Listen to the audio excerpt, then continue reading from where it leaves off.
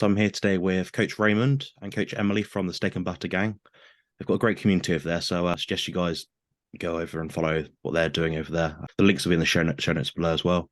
The reason why I wanted to bring them on today was to talk specifically about fat fasting, what the protocol is, what the benefits, all the things around that. So, Raymond, would you like to start? Sure. Fat fasting is a great protocol to get us trained into actual fasting. We really prefer the idea of actual fasting than the fat fasting, but there's some people that just cannot do it. And regardless of whether they've tried several times of just, doing a good priming and it doesn't seem to actually stick for them. So that's where fat fasting comes in. But, we're talking about fasting. We're talking about all the way down from the 16, 18, all the way through the skips, so it depends on what level they get at. It is a training. And so, this is kind of like a training wheel. Now, honestly, to tell you the truth, if they keep at it and keep trying to fast and do a slow rise, their body will eventually adapt to it. But this fat fasting are for people also who has a lot of issues, like they can't stuff themselves, for example. So they can't properly prime. They can't eat until totally satiated either. So that means that they have to eat till satisfaction because they had a stomach surgery or whatnot, which is fine. So fat fasting comes in for those guys too. Yeah, I mean, there are so many areas that this can improve somebody's health. We've certainly been inspired. Raymond and I have always been high fat carnivores. We've always eaten, 70-30 or something like that. And in the past 6 months plus, I've shifted to higher fat. I don't track my macros, but if I would look at it, it's about the 80-20 spot as I've gone higher and higher in fat. So there's just a lot of reasons to take this fat fasting approach. I actually think of it as fat feasting or as being fat fueled instead, because we're not putting any limit on how much fat you can eat. And we tend to talk about it in terms of butter, to 1 to 2 sticks of butter a day. I know last time we talked, Jonathan, that you'd been playing with that and you told me how many sticks you and your girlfriend had bought over the last month. It was tremendous, the last little bit. So many healing properties that can happen when we add that animal fat. It's such a beautiful energy source. It affects how our metabolism changes. It can be wonderful mentally for folks that get a lot of benefit from pumping up the ketones, being a higher ketosis for their mental state. Not that it needs to be measured, but there's a lot of mental benefits that can come from fat fasting as well. Yeah, brilliant. I mean, I've not tried it yet. I don't think it'd be that useful for me because when I do go for periods of time when I, don't eat, I'm quite fat adapted. I can go for quite a while. I can drop my body fat quite well, and I can raise my body fat quite well. It's quite. It seems to be quite a cause and effect. The more you eat, generally, the fatter you'll get. To explain, I don't think that's what I mean. That's why I'm saying that this is not for everybody. This is mainly for the people who have hard time getting into it. Yeah, it's definitely got its necessary approaches. Who may or may not use it, I completely agree with that. So what are the possible drawbacks? If someone starts fat fasting, so they're 3 days in, they think, I want to get to the week, everyone wants to do 7 days or whatever it is. What would happen at perhaps the 7th day or around that sort of period of time? Well, the biggest drawback to fat fasting is the nausea. So if they overdo it, because, we're allowing unlimited and some people don't get the feel right away, shortly after they'll get a nausea feeling and also a food, what we call fat aversion, or meat aversion, and they just don't want any meat, they don't want anything else. And really, unfortunately, during that time, we actually have to be a little more careful, because then you'll actually want carbohydrates, because that's the only thing that seem like can settle very well. So especially early on, I want to tell people that they need to be careful with that. Don't pound the fats just to quell hunger. Fats and proteins are important for that. So you can't just do one without the other at that point if you're not expecting that. So it's a small amount of fat. It's literally fat fasting. Yeah, and we don't really recommend going over the 72-hour point at all. And so if someone is trying to go into 4 days, 5 days, I don't think they would feel good. A lot of our practices, and we can understand some of the metabolism behind why people feel certain ways if they're trying this protocol or that protocol, but we really tie into not feeling well. If you're not feeling good, or you're having specific hungers, or you're even having a hunger or craving, I think on carnivore, your body get so sensitive that it can kind of guide the way for you and tell you which macro you need more of as you're going along. Obviously, people that have your lifestyle that probably would want more protein. So that's a really important point too, is just if they're not feeling good. And so the way that we do it is that it's very gradual, and we introduce it a little bit at a time, take a rest, a little bit at a time, take a rest. And so we're not going to take any of our protocols, water fasting, fat fasting, and just have somebody slam right into it. The fat fasting to me is a really nice transition to get the metabolism in a better spot so that it can handle more challenge. That's the interesting thing. You know this from bodybuilding. You have to have challenge for the body to respond. And it's like the hormetic stress, right? And so these are other versions of that. We're trying to get the foundation really solid, get everything really set until they want to exercise, until they want to water fast. We're trying to like get the metabolism to this spot that the body's actually craving the next better step for them. Yeah, brilliant. I'm glad you explained all that, because it is very nuanced to different degrees, different capacities, different people. Definitely do it wrong. Yeah, I might try it one day just to see what happens, but I'll leave that for another time. But yeah, so you got the fat fasting. So you got the average person eating, say, I don't know, 150 grams of protein, 150 grams of fat initially prior to any fasting. What would happen with that fat macro when they are fasting? Would it raise or stay the same or lower? We're not really big on the measurement because, it's a little different day by day. Some people do want a little bit more fat and some people prefer a little more protein. But on a fat fasting day, we actually like fats only. For example, if they're going to do rolls, there may be like about 30 grams of protein throughout the day. So 10 grams per meal kind of thing, if you're considering 3 meals with the fat being unlimited. But this is a by feel kind of way. So, but it depends. And when I say rolls of fasting, meaning like you're fasting one day, like the whole day, and then the next day you eat regular and then you repeat. So that's the only time that I'd recommend any type of protein. But otherwise than that, eat regular, find out what your body wants at that time, whether it's fat, whether it's more protein. There are some days, it just depends, right? Depends if the body needs building. Protein is for building, right? Fats for energy. So if it needs more building that time, for me, my body tells me that. If it needs more energy, my body will tell me that also.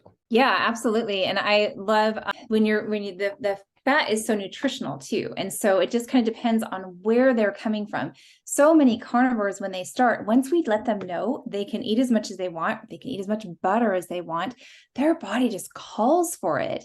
And so there's a lot of, I feel like, background malnutrition that they're trying to make up for. And so how much they want, we do get folks that are scared by how much butter they want to eat. And we say, no, don't be scared. You just go. You can just nourish your body. It's totally fine. So there isn't really an upper limit up to the issue of nausea and indigestion. That's where, that happens. Once they hit those issues, then we're like, okay, that was too much. So you want to go slow. That's what I'm trying to say. You want to kind of add slow if possible. But if you just have this voracious hunger and you want to put away, a lot of butter, we're taking that as a sign that the body needs the healing from that's coming. It's going to help so much in the body, the hormones and all the cofactors, the wonderful things that fat does, the lowering stress. That's another huge advantage to fat fasting is, we're learning about this cortisol fat connection, and the fat just calms that high cortisol. It can get low cortisol or high cortisol. It's like the lubricant that keeps it evened out instead of having these big highs and these big lows. So if someone's coming from super high stress, then it's possible that they'll want more butter and more fat to get that system calmed down. Yeah, I've had the same experiences. So I've tried, just speaking on fat as a macronutrient alone, I've tried the 80-20 approach. Granted, my 80-20 is high protein anyway, but yeah, I tried that and I noticed some body fat gain, some not. I didn't get fat, but some. And my mood was a lot better. My joints felt better and I was much calmer. I was pretty calm anyway, because I tend not to worry about anything ever at any point. But it was almost worrying about how little I was worrying about things. It felt so chilled out. So there's definitely an element there to be seen for the higher fat intakes, definitely. I I think so too. And we see people get into what I call the cruise zone. And so this is another sign of becoming fat adapted, where appetite comes way down and they're just not hungry. And they're like, well, do I still need to cram more fat in? And no, if your body's in neutral and you've gotten that satiety and you're fasting for this very specific purpose, that's fine. You don't need, we're not saying cram more in, cram more in. You're free to, but you don't have to. There's not any like set amount that you have to get in. Yeah. Now, I mean, I know you like counting and all that kind of stuff. So I'm kind of curious. I don't know how this would help with bodybuilding, but it probably could be done in a smart way, but there would have to be counting. There's no way around it. Yeah. Perhaps, yeah. I don't love people doing this long term without some other kind of signaling towards muscle gains personally. So I don't love the idea of people just doing fat fasting with no movement at all. You know, my understanding, right? My understanding is that what you're doing when you're challenging your muscles and the signals that your body gets to lay down that muscle. Jonathan, you're an expert in that more than I am, but even, you know, potentially as much as the nutrients important is your body getting the signal to do it. And so I think if people are going to be doing a fat fasting protocol, I really prefer that they be doing something with their body that's movement, that's kind of giving that other signal as well to, you know, because it's muscle protective. We always have to be muscle protective. And so that's the other component that we're looking at is like, we don't want to get that part of the picture in trouble. Yeah, I love that advice and the way you explain things, how you should do things in particular circumstances, how you shouldn't do some things in other circumstances. You know, you've got a community over there at the Steak and Butter Gang that I imagine from guessing, a lot of them aren't very well or have poor health in some cases, Yes. some worse than others. So, you know, like Coach Emily and Coach Raymond would come on here and talk about fat fasting, you know, different intakes. You know, a lot of people jump on the bandwagon because they're so desperate. But I'm so glad you went over all these things, how it's going to be a pro or a con and all those different things. So I have another question as well about the fat sources. So what would you guys take in? Cream, butter, tallow? What's on your plate? Great question. For me, tallow is the way I like, you know, whether it's New York strip or the ribeye, I usually get it untrimmed. So I have quite a nice little fat source, and that's what I use. And also cheese, but cheese is probably the worst one you can do if you know you're trying to lose weight. But that's just my thing, right? Again, so you know, unlike most people, I'm not in it for body composition. So you know, I was in this for literally just healing. The body composition just came about as a surprise. So, but you know, I was working out, fasting, and doing carnivore, and that seemed to be a very nice trifecta that ended up in a positive light for me. Yeah, I mean, I think that when you're coming to fat sources, I'm glad you brought up the nemesis of the carnivore for a lot of people is heavy whipped cream, heavy cream as it's called in lots of places. And so the tradition, the history of fat fasting goes way back to Dr. Atkins, right? And so when you did fat fasting with Atkins, it was macadamia nuts and cream cheese or just pure cream cheese. So Raymond has really kept me in my place about this. And I'm really glad, as much as I hated it, he said, we're not doing this with dairy. We're not doing it. Now, there is one exception. Butter. Yeah. Thank you. The exception is butter. Right. Yeah, because butter for most people is not going to cause an issue. And if it does, then there's ghee. So best way to go with this is tallow, suet, any animal fat. You can use lard and pork fat and butter and ghee, but we're actually steering clear of things that are inflammatory because we're looking at this as a healing protocol. If you look at dairy, it's too inflammatory, it's insulinogenic. It's perfect for certain reasons, but we're doing this fat fasting as a healing protocol. And so we don't want to mix it up with other components that are going to cause more problems. So sadly for me, I've made up a bunch of recipes for our fat fasting program. I had to go through and, you know, take out the heavy whipped cream because I got pretty excited with creating all these things out of eggs, right? So when egg yolks specifically, so we can put together some really nice things from egg yolks and butter or egg yolks and tallow, but we're definitely steering away from any processed dairy for the purpose of fat fasting. There's a place for that in the carnivore diet, of course, not for our fat fasting days. Yeah, for Emily's recipes on Instagram on her channel, she's got pretty interesting stuff. I mean, I looked at those egg yolks you put up, I think it was today, and I was like, I could do some of that. They're just like so bright and creamy and like, you know, for someone that, you know, for someone that used to be addicted to carbs, then to be addicted to fat, like enjoy fatty foods, it's so bizarre. And yeah, I mean, the dairy thing, what I see from most people is that dairy is quite addictive, so It you're is. going to end up wanting more of it. The other thing is it can be inflammatory to some people. I mean, there is level of intolerance that people seem to have to dairy itself, either the lactose or the protein component. So there's some sort of applications for it in bodybuilding, in that, often dairy, cheese has a lot of leucine, cottage cheese, milk, whatever. So that's good for growing muscles. But Yes. in this sort of approach, we're refocusing on lowering the insulin, upping the glucagon. So we're going to get that sort of signaling. So we're going to signal PPAR, get everything fat adapted and accelerate that healing process. So healing isn't always a case of patching things up. Sometimes it's a case of removing things, taking the inflammatory problems out of your diet, healing the gut wall. And I think, there does seem to be some decent approach to this sort of methodology. Yeah, we're excited. So we've got a lot of feedback coming in already. I don't know if you saw the testimony in the gang today, Coach, but we've got some folks that are, showing lots of nice early signs of fat adaptation. Now how long does that take? Where were they in the journey before this?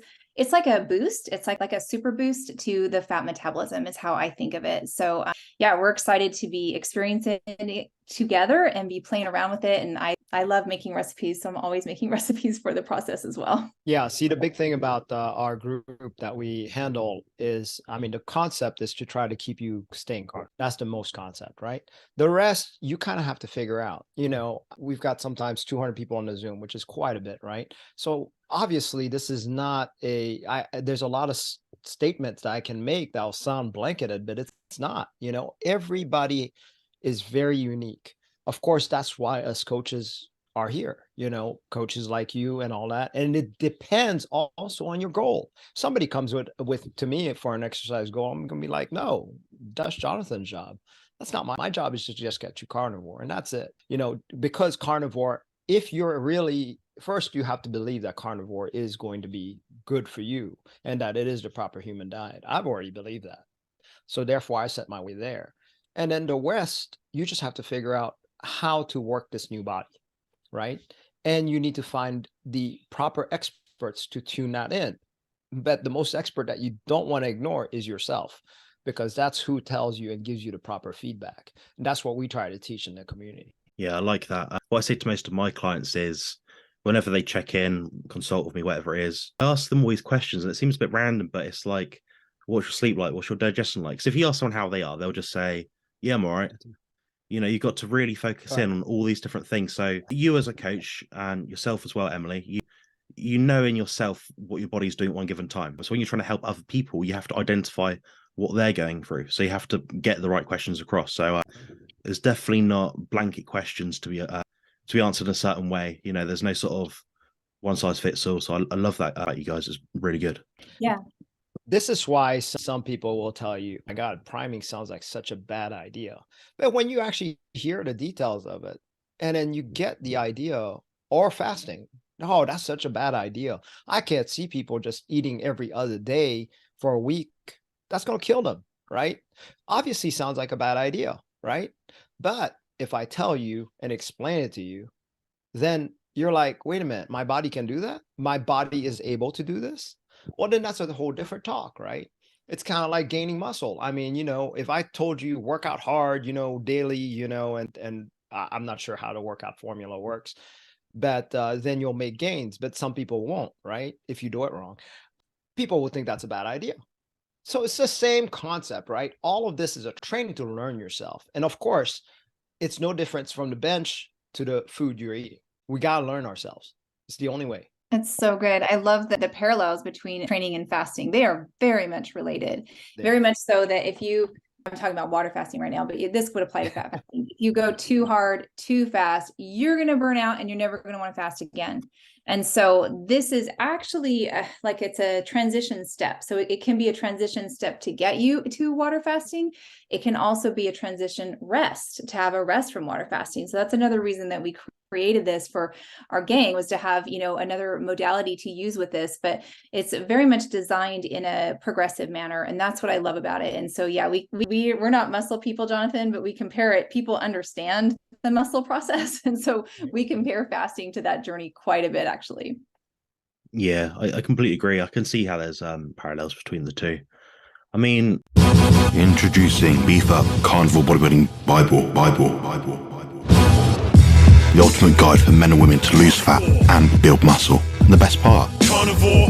it's only $12. Don't miss out on the most detailed resource available. Get a copy now at compositionconsultant.com. Are you advising people to exercise intensively when doing this sort of thing, or is it that you just, you just go for a walk and just chill out? On priming, no. Priming is and fat fasting priming, no.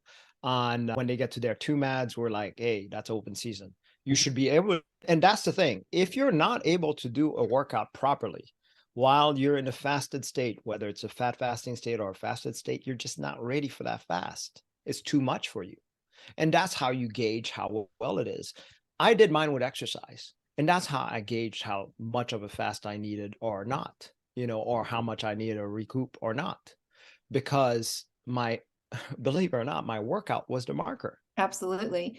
Yeah, I found throughout my fasting, I'm mostly water fasting, that's what I'm speaking to right now, is that if it was kind of an aerobic or a HIIT type of thing, I love that fasted. If it was more on the bodybuilding thing, I actually prefer that fed. So it just I agree with that. Is that how it was with you too, Raymond? Yeah. If I wanted to lift heavy, that's a different story. I prefer going into it fed, but either way, that's fed like within, I don't know, about 3 hours before the workout or 2 hours before the workout. But really and honestly, if I'm doing like cardio or anything like that, that's how I test how well my fat adaptation is, because I believe fat adaptations is different levels. So there's fat adaptation where you can go without food for a long period of time. There's fat adaptation that if you're on a high level intensity, you still can go without food for a long time. So there's several levels of high adaptation, fat adaptation. So, and a lot of people just say, oh, it's just one thing. No, it's a lot more than that. It's kind of scalable. And that's what we do. We practice and flirt with almost breaking ourselves at every point, training with that. Well, just like exercise, right? Isn't that what we do, right? Yeah, absolutely. Yeah. So I've got a few more questions. So this is something that I've tried, and I got some other people to do it themselves. A lot of people have trouble with sleep. For me as a bodybuilder, my main focus is always on recovery. It does seem to be, as I say in literally nearly every interview I do with someone, that is the bottleneck of an elite athlete's training program. I found that having fat before bed, so when I say fat, I mean having literally a tablespoon of butter, whatever, or make these like protein butter bite things. There's a recipe on my channel anyway somewhere. But yeah, I make those and have that before bed. Delicious. I get more energy in and it sits nicely. Then I go to sleep and I'm much calmer and I have no sort of raciness before bed.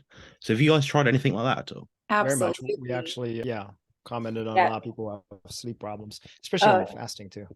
No, it's a great thing to do. Yeah, just to plan that right in. In fact, we definitely have had folks that just, keep it on the nightstand for waking up in the middle of the night. If they're kind of having an odd time that they get up, it can help them get back down and get everything settled down. So I think that's a fantastic trick. If people are struggling with sleep, that's actually one of the first things that we'll recommend is some butter and some salt before they're going to bed. That will oftentimes take the edge off and help them get a lot better rest. Aren't you amazed how little it takes? To me, that's the first part that I've noticed. It takes so little. And you're like, how does so little fat make such a difference? Yeah. I mean, I've got a grandmother, my nanny. She's 91 years old the other day, and she's been having troubles with sleep. And I've recommended to her, have some butter before bed. Granted, she isn't a carnivore. She doesn't, the way she's been brought up is, toast, scones, and, British sort of foods. But she'll do some toast before bed now, some butter in it. And I'm hoping that'll help her. There's applications even if you aren't a carnivore, so I think that's a good idea as well. Yeah, I do agree. I think having lots of animal fats available in the diet is going to help a lot of situations. Yeah, so I've got another question. Why do you think heavy cream is insulinogenic? Well, I'll go to my answer that I've learned from Coach Steven. But yeah, he says that it's the odd chain fatty acids. I don't know if you've heard him talk about that. There's kind of that kind of splits off. And so there's something that it does with the biochemistry where it is insulinogenic and raises your blood sugar. Well, whether your glucose goes up or not, that the insulin goes up. Yeah. The way I like to see it is a little bit different, especially on heavy cream. So most heavy cream here in the United States, it might be different over there, but most heavy cream are ultra pasteurized. So we're talking a heavy denatured, pretty much sugar water, as far as I'm concerned at that point. So that's what's, and not and the fat's added back afterwards, right? But the fat's also homogenized, to make it the texture. So that kind of, it's partly the denaturing process that makes it most an issue. But now a little splash is fine. But if you're drinking that stuff, that can definitely be an issue. And a little splash for some people, so they use it just to get their coffee to be more able to drink it. So for that, it's fine. But still, for some people, that puts on weight too, even that little bit. Yeah, it's so different from butter. It behaves so differently from butter. Yes. And so I think of all dairy except for butter. For me, butter seems to be more of a sensitivity, like you said, like the lactose, the casein, like that. For surely there's some folks that butter doesn't work for. But the rest of the dairy family, every single one of them, to me, there's something about it that is based on growth. And to me, it goes back to what's dairy for, to make baby mammals grow and to make them fat. And that's, if you think about what this is, so it just makes sense to me. I'm like, okay, this makes a lot of sense to make a little mammal fat to, get this going. And so I think that for some of us, in our even older, that it could have that same effect. And there's so many anecdotals, especially we can know that in the carnivore community because we don't eat that many different foods. And so if you have a, experience of different folks that are like the carnivores that gain weight with dairy versus that don't, that's kind of interesting. We have a special population that we can explore about that experience too. And I know that I'm one. It's a growth ingredient for me. Let me just put it that way. But that's not such a bad thing. There are people like, Dr. Kevin Stock, he's one of those kind of lean people who no matter what he does, it's probably hard for him to get on weight. Well, then, dairy's excellent for those type of people as long as he can tolerate it. So sometimes gaining weight is a good thing. There's a lot of people out there that want to gain weight. Saladino is one of the types, actually, believe it or not, that probably would never get fat. So he's always easily on the leaner side, So you can look at it and use that as your strategy instead of carbs, although it does have a certain amount of carbs in there. That you could use that for your growth process. I agree completely. And some people will use dairy strategically before bed, a different process than what we're talking about. Right. But butter is coming from the calming perspective, from the calming of the cortisol. So if people use a little bit of cheese right before they go to bed, it's because of the rise and the fall, right? So what do we see that with? So it has carbs in it. So we're going to get a different response with that, with the blood sugar and the insulin. So that is something that I've noticed as well. And then also, I'm sure you're aware of this, Jonathan, a lot of carnivore athletes will use it as part of if they feel that they need carbs for a workout, then cheese can come in the picture for that, or dairy can come in the picture for that. Yes. Yeah, I love the idea that dairy is more anabolic and the butter being more, not catabolic, but more calming. Yeah. So I've got one more question before we wrap this up, guys. So quite a few people have been messaging me and they've said, how do these two people stay so young and look so young? And, I Him thought and me? both These of you two, Emily and Raymond.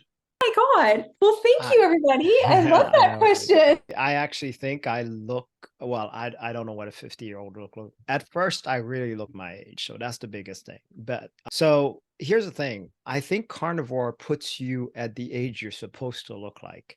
I was not meant to look this old. I was not meant to age this quickly. And you could tell I have a little bit of gray coming in. But before, it was crawling up all up here. So all this is black now. And then there's still a little layer of my beard and a little bit on this area. So I don't know what carnivore does, but there's obviously explanation about the senescent cells that the carnivore diet makes it where the body's strong enough to actually kill off the improper cells, kind of like a tumor or cancer, right? So usually the problem about those cells growing in your body is because that your body is not able to send a kill switch to these cells. Well, if you get it strong enough and you getting proper nutrients, well, that's what it does. It is able to recycle its product. When it's unable to do that, well, then guess what? You start getting tons of senescent cells and eventually cancerous cells. And then the body's like, I don't know how to kill any of this. I'm just getting more and more. I don't know what to do, and then well, old age. That's amazing. I'm just still beaming that anybody would say that. So I'm 51, and I think a lot of what's happening with me and Raymond too is that I'm 5 years into the fasting journey, the fasting lifestyle, and I'm talking about water fasting with this.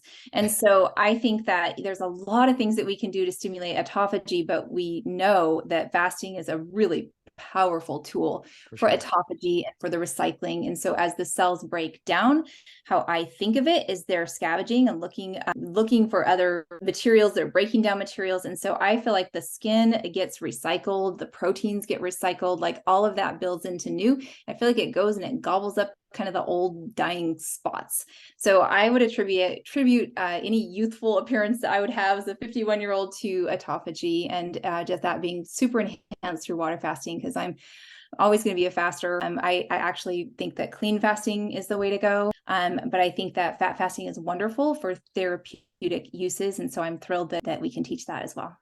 Yeah. So I love how Emily said that about the fasting. It's true, because I was a carnivore plus faster, but I want to preface this. Although carnivore has all of this, to me, I could have never done fasting on a carb life. Okay. At all. Cause I was hungry all the time. Okay.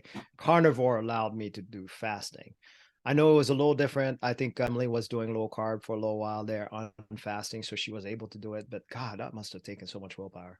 I think if you can do it where it's just, it's just almost like just a non-event, then it's the better way to go. I love it. I feel like carnivore is so powerfully nourishing. We get so much nutrition, even from like a small amount of food, whether you're a big volume eater, or whether you're, the amount of usable, absorbable nutrition is so intense that I feel like it helps your body to nourish really well. And then to go into this neutral state where you can go and you're fine just to go about your life without food for periods of time, and the body adjusts really well to that. Yeah. You guys seem legit, because a lot of people don't know about some of the things you just spoke about. Oh. I'm actually quite impressed. Like the senescence. I mean, I thought just very few people in the industry knew about that sort of thing. I have interest, Raymond. Where did you learn about all that? Well, I got into dry fasting for a little while. So they're big about the senescent cell, killing off the senescent cells. But the problem about all of the fasting groups and the dry fasting or water fasting is nobody ever talks about the proper eating. Sure, you can take out all the junk by fasting and allowing yourself to take out all the junk. Part of it, you got to replenish properly too, So, but yeah, it's a fascinating read if you want to read into senescent cells. That's just zombie cells that just take up space and excrete waste and is really useless to the body. And the problem is that the body doesn't know how to kill it off. Well, we can dry fast it. Of course, if you're not able to do it, then you're not going to be able to do that. But if you eat properly, I noticed that later on, the more I became carnivore, the less I wanted to drink or eat. So it was just an automatic process for me. It's like it just pretty much went that way. Yeah, that's cool stuff. I mean, I learned about it from Harry's partner, so I don't know if you know him, but he's got excellent insights. For me, he's probably the go-to person, other than perhaps Bart K, if I didn't know something. I mean, I don't know everything at all. There's a lot of things I need to learn, but those two guys and yourself seem to be pretty switched on, and I love that. So that's probably why I brought you both on today, because I knew you'd have some really good insights and you'd be able to explain things so well. So I appreciate both of your time. Introducing Beef Up Carnivore Bodybuilding Bible. The ultimate guide for men and women to lose fat and build muscle. And the best part, it's only $12. Don't miss out on the most detailed resource available. Get a copy now at compositionconsultant.com. Build muscle and lose fat on the carnivore diet.